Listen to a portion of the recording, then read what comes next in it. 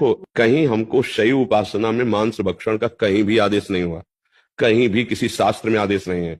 आप ये कहीं किसी गलत सलाह में या अपने मन की सलाह में फंस गए, नहीं आजीवन बचपन से लेकर के अभी तक मतलब महाराज जी उसका वही संकल्प लेके परित्याग कर दिया, काफी समय हो गया। अब कभी नहीं, क्या सामने माँ काली के आदेश से छोड़ दिया?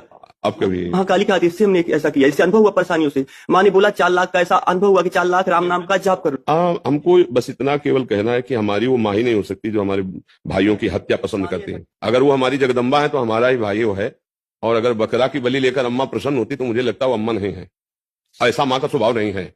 ये हमारा अपनी जिह्वा को पोषित करने के लिए ऐसी लीलाएं करते हैं, नहीं तो अम्बा ऐसा, अम्बा ने रक्त चाटा, रक्त बीज का कारण था। वो ऐसा राक्षस दैत्य था कि अगर उसका अस्त्र मारो और जितने बूंद वो गिरेगा रक्त, उतना दूसरा रक्त बीज तैयार।